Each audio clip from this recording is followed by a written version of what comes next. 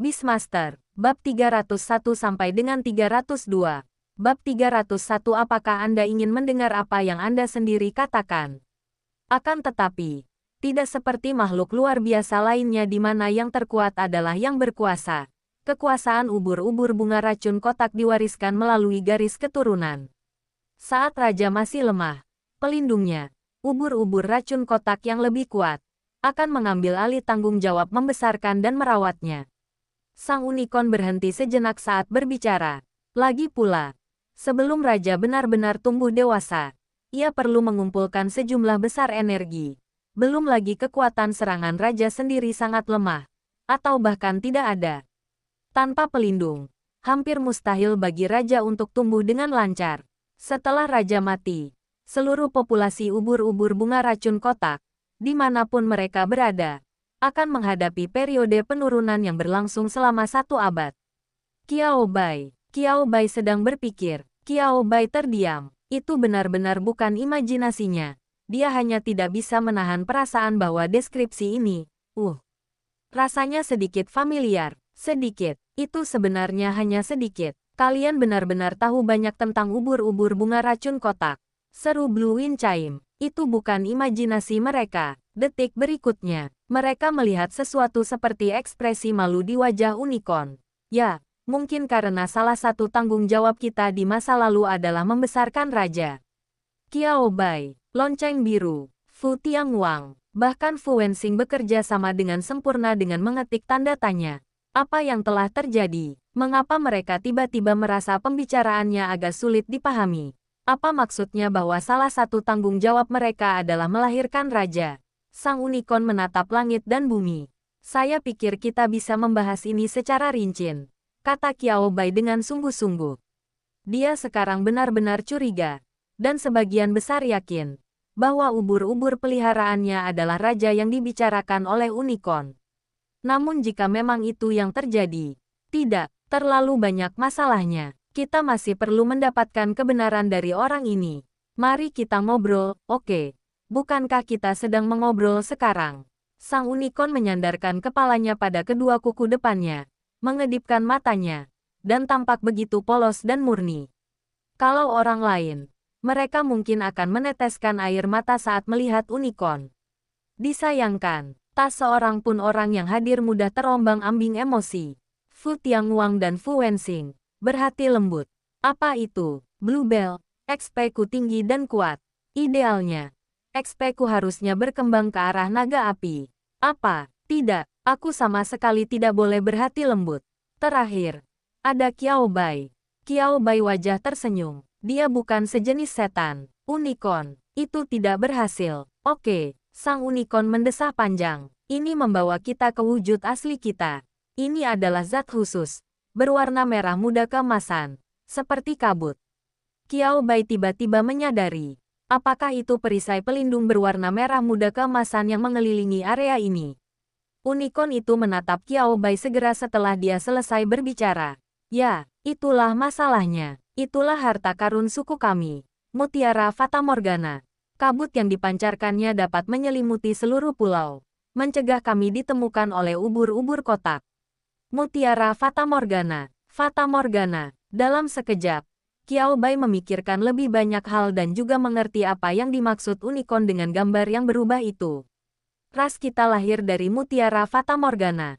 Ketika kabut yang terbentuk di dalam Mutiara Fatamorgana mengembun hingga tingkat tertentu, anggota baru ras kita akan lahir darinya.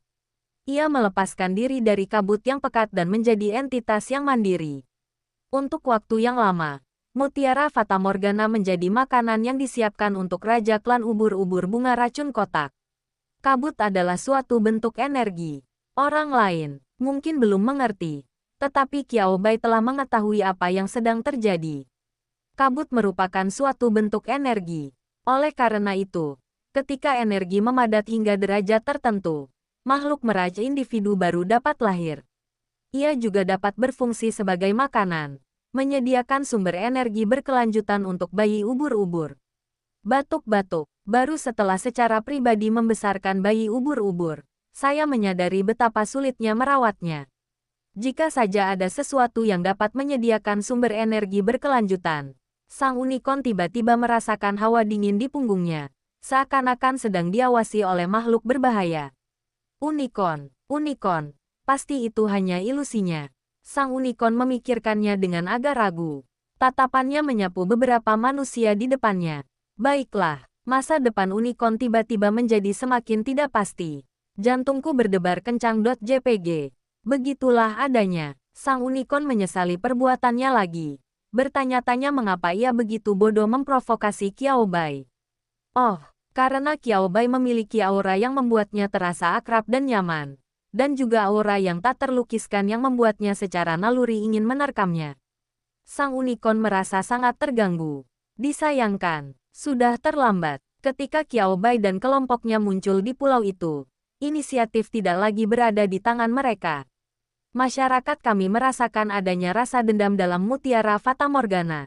Raja yang tidak ingin menjadi sumber makanan bagi rakyatnya, terus-menerus menggunakan energi yang seharusnya diberikan kepada rakyatnya untuk memberi makan ubur-ubur kotak yang selalu lapar. Bluebell mengelus dagunya saat mendengar ini. Pada akhirnya, dia tidak mengatakan apapun. Jangan tanya, sulit untuk memberikan evaluasi yang tepat. Sulit untuk mengatakan siapa yang benar dan siapa yang salah. Kedua belah pihak tampaknya memiliki posisi masing-masing. Jadi, pada masa jeda antara kelahiran raja berikutnya, rakyat kami melarikan diri. Kita tak bisa lari dari ruang ini, tapi ubur-ubur racun kotak adalah raja lautan ini. Pada akhirnya, dengan kekuatan Mutiara Fata Morgana, kita punya tempat tinggal ini. Di perairan yang tidak sering dikunjungi ubur-ubur racun kotak, kita terkadang memasuki air dan berubah menjadi bentuk lain untuk mengumpulkan informasi dan makanan. Kami tidak bermaksud menyakiti Anda, bukan? Si unicorn berkedip lagi, dan detak jantungnya terdengar sedikit terganggu. Para pionir, dapatkah Anda membantu masyarakat kami? Setelah menyelesaikan latar belakang, NPC mulai mengeluarkan permintaan bantuan. Katakan padaku, aku akan mendengarkan. Fu Tianguang sudah mulai gelisah. Wah, ubur-ubur racun kotak, itu menakjubkan. Tetapi kontrak tidak dapat dibuat. Ya, Fu Tianguang memiliki gagasan yang cukup bagus tentang kemampuannya sendiri.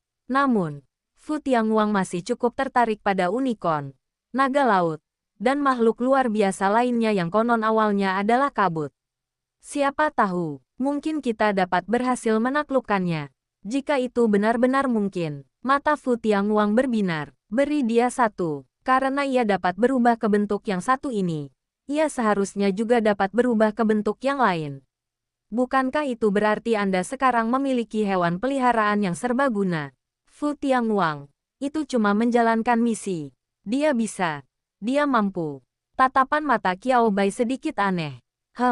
Jangan buru-buru setuju. Biarkan dia mendengar apa misinya. Dan tentang Mutiara Fata Morgana itu, kalau bisa. Batuk-batuk, Qiao Bai dengan tenang terbatuk 2 kali. Lalu menutup bibirnya dengan tangannya untuk menyembunyikan ekspresinya. Jantungku berdebar kencang. Kau benar. Ubur-ubur kecil. Qiao Bai menusuk ubur-ubur kecil itu ke dalam ruang penjinakan binatang laut spiritual yang terhubung. Ubur-ubur kecil, yang tampaknya sangat memahami Qiao Bai, juga melambaikan tentakelnya dan menanggapinya dengan sangat proaktif. Jantungku berdebar kencang. Saya sungguh tergoda. Bisakah kita melakukannya? Qiao Bai menghibur ubur-ubur kecil itu beberapa kali. Mari kita selidiki terlebih dahulu apa sebenarnya Mutiara Fata Morgana ini. Benda mati, mirip dengan mechanical heart, atau apakah itu makhluk hidup? Karena dapat menimbulkan perasaan dendam, Qiao Bai merasa hal itu lebih dekat dengan yang terakhir. Belum tentu. Qiao Bai merasa bahwa sekadar mendengarkan penuturan unicorn itu terlalu berat sebelah. Sayangnya, ubur-ubur kotak tidak mudah dihubungi. Racun ubur-ubur kotak adalah sesuatu yang kebanyakan orang tidak ingin mencobanya. Qiao Bai adalah orang biasa. Oleh karena itu, Qiao Bai tidak terlalu tertarik untuk mengenalnya. Siapa tahu apakah pengawal raja itu merasa berterima kasih kepadanya karena telah melindungi raja, atau marah karena berani membuat perjanjian dengan raja. Jangan mencoba memahami proses berpikir makhluk luar biasa. Semakin Anda mencoba untuk mengerti, semakin Anda berakhir menyakiti diri sendiri. Sang unicorn sangat senang dengan cara cahaya bereaksi. Kami tidak takut para pionir memiliki ide tentang mereka. Masalahnya adalah para pionir tidak punya ide tentangnya. Baiklah, si unicorn melirik Qiao Bai. Lalu si unicorn melirik Qiao Bai lagi. Meski tidak berbicara, emosi unicorn itu terungkap dengan jelas. Dibandingkan dengan Fu Tianguang, pilihan yang lebih disukai unicorn masih Qiao Bai. Mengapa bukan Fu Wensing? Oh, Fu Wensing jelas sangat kuat. Jadi dia pasti tidak akan memandang rendah mereka dan tidak akan memberi mereka slot kontrak apapun. Jadi apalagi yang bisa mereka gunakan untuk membuat Fu Wensing terkesan? Qiao Bai lebih baik. Fu Tianguang. Dot itu juga berhasil. Tanpa ia sadari, ia bersemangat menjadi Fu Tianguang, yang kini hanya lumayan. Ngomong-ngomong, bukankah kalian sebuah suku? Apakah hanya ada 3 orang ini di suku Anda? Ingin membuat kontrak, Fu Tianguang menjadi lebih proaktif. Secara aktif menanyakan tentang klan unicorn. Masih sulit untuk mengucapkan naga laut dengan lantang. Tapi ngomong-ngomong, makhluk luar biasa di laut ini juga tampaknya senang terlibat dengan naga, bukan? Fu Tianguang mengelus dagunya sambil berpikir. Fu Tianguang merasa bahwa ini dapat dipelajari nanti dan dikesampingkan untuk saat ini. Suku kami bukan hanya kami bertiga, hanya saja anggota lainnya belum mampu menyatu menjadi bentuk yang utuh dan bergerak. Tubuh mereka terlalu lemah, mereka masih membutuhkan nutrisi dari mutiara Fata Morgana. Kedua anak ini adalah anak yang paling menonjol di kelompoknya. Sambil berbicara, sang unicorn memandang kuda poni putih dan kuda poni ungu. Fu Tianguang juga melihat ke sana. Katakan dulu, apa yang kalian ingin kami lakukan? Fu Tianguang tidak memikirkannya untuk saat ini.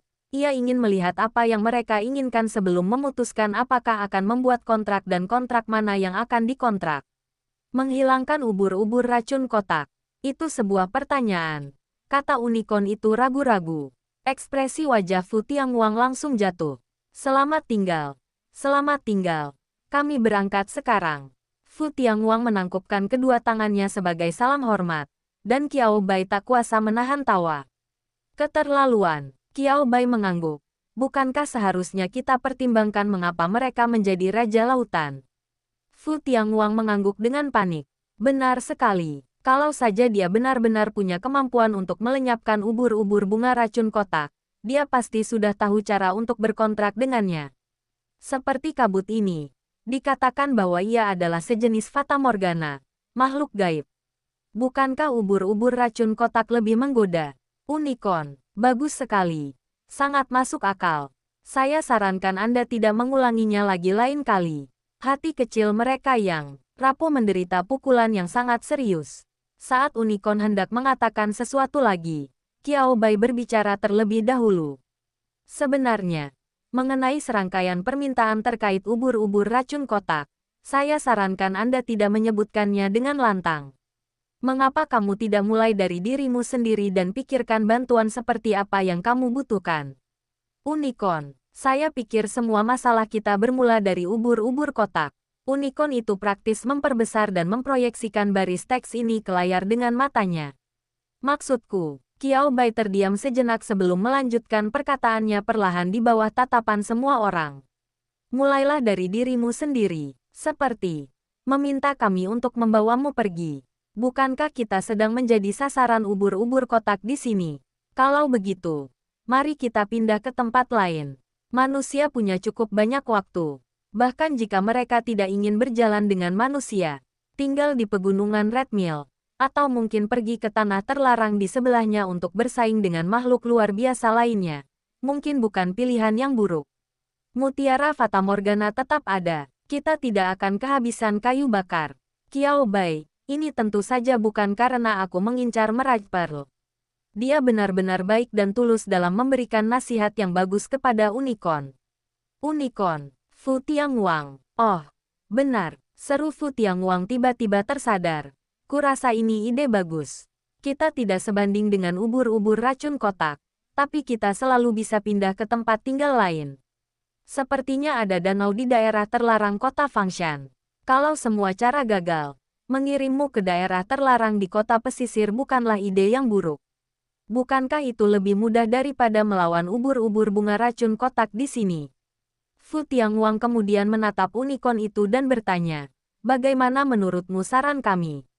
Bukankah ini brilian? Apakah kamu merasakan percikan? Unicorn, terima kasih banyak. Aku tak yakin apakah aku bisa membawa serta anggota klan yang belum sepenuhnya dewasa saat kami meninggalkan tempat ini. Ekspresi unicorn itu agak bertentangan. Di satu sisi, dia tergoda dengan usulan Qiao Bai. Tetapi di sisi lain, dia merasa khawatir dan bimbang. Sama seperti manusia yang merasa pindah rumah merepotkan dan tidak bisa berhenti memikirkan banyak hal. Makhluk luar biasa juga mungkin memiliki situasi dan pemikiran serupa. Hal itu perlu dipikirkan secara matang. Jangan terburu-buru. Fu Tianguang melambaikan tangannya dengan acuh. Kita akan tinggal di sini beberapa hari lagi. Selagi dia berbicara, Fu Tianguang menoleh ke arah teman-temannya. Mereka mungkin akan tinggal beberapa hari lagi, kan? Tentu saja, Fu Wensing adalah orang pertama yang setuju dengan tegas. Kita belum menemukan sesuatu yang bagus. Apa? Kuda bertanduk satu. Mutiara Fata Morgana. Ini bukan tujuan Fu Wensing. Sumber daya. Oh sumber daya. Bahan. Oh bahan. Ini adalah tujuan utama Fu Wensing. Nanti aku terbang keluar dan periksa. Kalau ubur-ubur kotaknya nggak ada. Hehehe. Saat dia berbicara, ekspresi berbinar muncul di wajah Fu Wensing. Bab 302 ada yang salah. Siapa kamu? Fu Wensing sama sekali tidak tertarik dengan dendam dan konflik antara makhluk luar biasa ini. Mendengarkannya hanya membuatnya sakit kepala. Dia akan keluar dan menimbulkan masalah. Qiao Bai, ini memberiku kesan seperti Siberian Husky. Bluebell di sebelahnya mengangguk dengan panik. Sama seperti di atas. Bagaimana kalau kita lewatkan saja hari ini? Saran Qiao Bai, hari sudah mulai gelap. Dan siapa yang tahu betapa berbahayanya di luar pada malam hari. Kita istirahat dulu saja malam ini. Dan apapun rencana kita, lebih baik bertindak di siang hari. Hari masih siang, bahkan saat bertemu dengan makhluk supernatural berbahaya yang menutupi langit seperti ubur-ubur racun kotak, mereka dapat langsung merasakan ada sesuatu yang salah. Jika malam hari, tingkat bahayanya akan meningkat drastis. Fu Wensing tampak sedikit menyesal, tetapi dia tetap mengangguk. Profesor Qiao Bai, Anda benar. Istirahatlah dulu. Apa rencana kita? Kita akan bertindak hari ini. Kehilangan satu malam bukanlah masalah besar. Apakah ada tempat di sini di mana kita bisa beristirahat? Qiao Bai bertanya pada unicorn. Sang unicorn membawa Qiao Bai dan yang lainnya ke gua lain. Tidak jauh dari gua tempat unicorn itu berada sebelumnya. Kalau begitu, kami tidak akan mengganggu istirahat para pionir untuk saat ini. Kami akan memikirkannya baik-baik malam ini. Qiao Bai dan yang lainnya mengangguk. Setelah unicorn itu pergi, Bluebell diam-diam mendekati Qiao Bai. Bagaimana? Percayakah Anda dengan apa yang mereka katakan? Qiao Bai melirik Lan Fengling, yang sedikit membusungkan dadanya. Tampak seperti senior yang dapat diandalkan. Mendengus, Blue Wind Chime menyadari emosi di mata Qiao Bai. Bersenandung lembut, lalu melanjutkan berbicara dengan suara hampir terengah-engah. Bagaimanapun juga, aku adalah penjinak binatang tingkat 7. Mereka jauh lebih berpengalaman daripada Anda. Jadi apa salahnya jika mereka menyadari ada yang tidak beres? Qiao Bai tetap diam. Qiao Bai hanya melirik Fu Wensing di sana. Kebaikan, melompat-lompat ke atas dan ke bawah. Kelihatannya penuh energi. Mereka sama sekali tidak memiliki rasa kewaspadaan. Jika Anda tidak tahu lebih baik, Anda akan mengira mereka adalah anak-anak yang sedang bertamasya di musim semi. Jika bukan karena Chun Tengrong yang berjaga di dekatnya, segala sesuatu dipahami tanpa kata-kata. Blue Wind Chime, yang mengerti arti di balik tatapan Qiao Bai. Tiba-tiba saya tidak tahu bagaimana menjelaskannya dengan tepat. Petik 2 titik. Ini perilaku pribadi Fu Wensing. Tolong jangan menggeneralisasikannya ke penjinak binatang tingkat 7 dan 8 lainnya. Lan Fengling tampak tidak begitu percaya diri lagi. Dia mengepalkan tangannya, terbatuk 2 kali, dan memutuskan untuk melewatkan topik itu. Indra keenam dan intuisiku mungkin tidak setajam milikmu. Tanpa perlu Qiao Bai menjelaskan, Lan Fengling sudah menyiapkan alasan untuknya. Qiao Bai tersenyum tanpa mengatakan sepatah kata pun. Tapi aku hanya tahu sedikit. Sambil berbicara, Blue Wind Chime mengangkat satu jarinya. Ekspresinya perlahan berubah serius. Makhluk luar biasa, terutama yang belum dijinakkan, tidak mungkin begitu ramah kepada manusia, dan tidak mungkin juga begitu terbuka dan jujur kepada kita sejak awal. Dapatkah Bluebell mengatakan bahwa dia siap melawan unicorn yang tampaknya mengagumkan itu? Bisakah kita menang atau tidak? Tapi kita masih punya Fu Wensing di sini. Penjinak binatang Raja Surgawi tingkat ke-8. Setidaknya ia memainkan peran dalam beberapa hal praktis. Selain itu, ada dukungannya. Kita setidaknya harus memiliki kemampuan untuk melawan makhluk luar biasa yang tidak diketahui ini, yang kekuatan aslinya tidak diketahui. Namun yang tidak terduga adalah, unicorn itu sangat kooperatif. Sangat kooperatif. Mereka bahkan sedikit berlebihan dalam koordinasi mereka. Pikiran Fu Wensing tidak tertuju pada hal ini sama sekali. Dia tidak memikirkannya secara mendalam. Fu Tianguang, di sisi lain, kurang pengalaman. Karena unicorn menunjukkan sikap ramah, ia secara tidak sadar berasumsi bahwa pihak lain bersikap baik dan komunikasi serta kerjasama dapat dilakukan. Itulah kelebihan makhluk luar biasa yang bisa berbicara dan berkomunikasi, gumam Blue Wind Chime dalam hati. Dia pernah bertemu makhluk luar biasa serupa sebelumnya. Manusia cenderung memiliki ketertarikan alami dan kepercayaan terhadap makhluk yang dapat mereka ajak berkomunikasi. Tetapi beberapa hal tidak akan pernah berubah. Makhluk luar biasa adalah makhluk luar biasa. Terlepas dari apakah mereka dapat berkomunikasi dengan manusia, mereka bukanlah manusia dan tidak dapat memahami manusia. Mereka sama sekali tidak boleh diperlakukan sebagai hewan peliharaan. Anda pasti akan menderita kerugian dengan cara itu. Aku perhatikan matamu selalu jernih. Memikirkan hal ini, Lan Fengling menatap Qiao Bai lagi. Dan dia masih sedikit terkejut. Dia berpikir, profesor yang memelihara binatang peliharaan seperti Qiao Bai lebih besar kemungkinannya tertipu. Bukan karena alasan lain selain bahwa kontak jangka panjang Qiao Bai dengan berbagai binatang peliharaan dan makhluk luar biasa mungkin membuatnya lebih mudah terpengaruh oleh emosi. Baiklah, saat mata Lan Fengling bertemu dengan mata Qiao Bai, dia tahu bahwa Qiao Bai telah terlalu banyak berpikir. Sungguh mustahil bagi saya untuk berhati lembut. Qiao Bai tidak segera mengambil tindakan apapun karena dia tampaknya masih merencanakan sesuatu. Yah, pikiranku sama denganmu. Qiao Bai mengangguk sambil tersenyum. Memang benar mereka tidak menunjukkan niat jahat. Qiao Bai menghela napas. Tapi siapa bilang hanya karena mereka tidak punya niat jahat, mereka tidak akan menipu, menolong, atau memanfaatkan kita. Kedua orang itu saling memandang dan melihat emosi yang sama di mata masing-masing.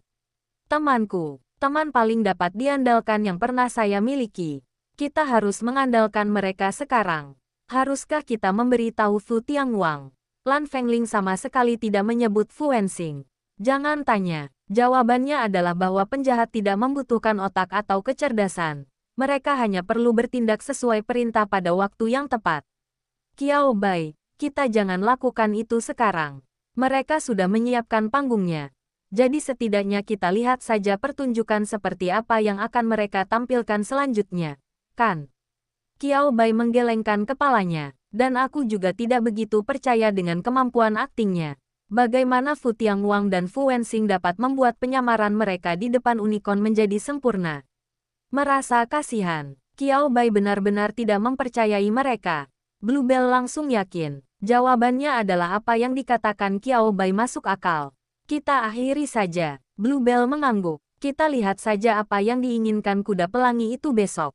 Saat dia berbicara, keduanya mengakhiri percakapan mereka. Mari kita bicarakannya besok. Mustahil bagi kita untuk saling bermusuhan untuk saat ini. Ini masih wilayah orang lain. Kalau mereka diusir dari sini, apa yang akan mereka lakukan malam ini? Siapa tahu mereka akan dikejar terus-menerus oleh ubur-ubur racun kotak lagi. Hari berikutnya, Kucheng, sebelum fajar, Kulang dan Kuhua, kakak beradik, berangkat dengan bubur millet dan makanan lain yang telah mereka persiapkan. Ayah dan ibu sudah bangun, jadi biaya pengobatannya tidak akan semahal sebelumnya, kata Kulang kepada Kuhua di sampingnya. sambil membawa sup yang lebih berat lagi. Uang yang tersisa di kartu seharusnya cukup. Tetapi jika kami ingin memindahkan orang tuaku ke rumah sakit lain. Saat berbicara, Kulang mengerutkan kening. Wajahnya menunjukkan rasa jijik yang tak tersamar. Kuhua tidak dapat menahan diri untuk mengerutkan wajahnya dengan jijik. Presidenku itu benar-benar menyebalkan. Katanya dengan suara rendah. Dan taktik publisitas itu, memikirkan kembali apa yang disampaikan wakil ketuaku. Dan niat mereka untuk bekerja sama dalam promosi tersebut. Mereka juga bersiap untuk mengatur konferensi pers akademis untuk mereka. Kuhua melirik kakak laki-lakinya. Kakak memang sangat cakap. Tapi dibandingkan dengan Profesor Qiaobai. Kebaikan, baiklah. Kita biarkan bagian kedua kalimat itu tidak terucapkan. Di dalam hati Kuhua, kakaknya sungguh mengagumkan. Luar biasa hebatnya. Karena dialah yang menopang keluarga saat orang tua mereka sakit. Namun, mari kita berpegang pada fakta. Mereka menggunakannya untuk menjebak Qiaobai. Apakah ketuaku benar-benar tidak merasa bersalah sama sekali? Mereka pastinya merasa bersalah. Sebelumnya, untuk mendapatkan uang untuk biaya pengobatan, saya harus bekerja sama dengan ketuaku dan berpura-pura sopan.